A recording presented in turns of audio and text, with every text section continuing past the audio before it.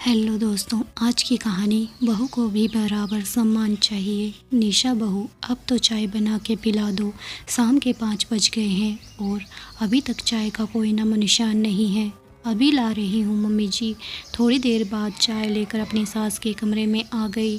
उसके आते ही सासू माँ बोल पड़ी, बहू क्या बात है, आजकल मैं देख रही हूँ कि तेरा काम में जी नहीं लगता, बहुत ढीली हो गई हो। कोई बात है तो बता दे मन्ने। नहीं मम्मी जी, ऐसी तो कोई बात नहीं है, मैं तो सारे काम समय पर ही कर लेती हूँ ना बहू। मैं देख रही हूँ तड़के भी तूने नाश्ता बनाने में कितनी देर कर दी। तब तक मैं नहा धोकर तैयार हुई, तब तक रसोई में कोई हलचल नहीं थी। मैंने तो देखा है कि तेरा मन अब काम में नहीं लगता। तेरे काम मायके में सब ठीक तो है। मैंने देखा है जब भी तेरे मायके में कोई परेशानी हो तो तू भी बदल जावे है, फिर तेरे रंग ढंग ससुराल के नहीं होते। ये आप क्या कह रही हो मम्मी जी? मेरे घर के तो सब ठीक हैं, लेकिन आप अपनी आदतों को कब बदलोगे? क्या मतलब है तेरा निशा बहू? क्या कर दिया मैंने मम्मी जी? 2 दिन पहले पड़ोस में क्या कह रहे थे कि मैं कोई काम नहीं करती, आपको सारे काम करने पड़ते हैं। बच्चों को आपके पास छोड़कर ये तो टेलीविज़न में कसौटी नाटक देखती रहती है। नहीं तो मैंने तो किसी को भी नहीं कहा ये सब। रुको, मैं अभी आई कहकर निशा पड़ोस के घर में गई और बूढ़ी दादी को बुलाकर लाई।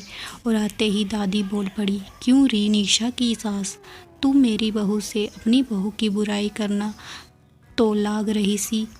मैं वही तो बैठी थी, तुमने सोचा ये बूढ़ी दादी हमारी बातें न सुन रही हो तो बोल ले जाओ। लेकिन एक बात सुन, तुम जैसी औरतें जो दूसरों के घर जाकर अपनी बहुओं की बुराई करो हो तो तुम्हारी बहू को पता चल जाए कि हमारी सास हमारी बुराई कर रही तो तुम्हारी इज्जत क्यों करेगी?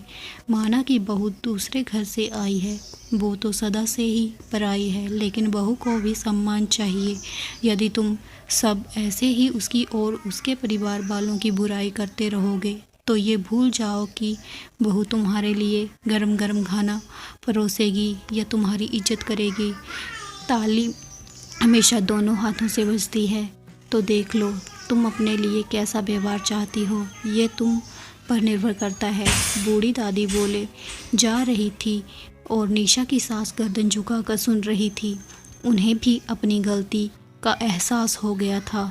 घर में होने वाली छोटी सी बात कैसी लगी, यही छोटी छोटी बातें आगे चलकर एक बड़ा पहाड़ बन जाती हैं। अगर आपको हमारी कहानी पसंद आई हो तो कहानी को like, share, comment and subscribe करें।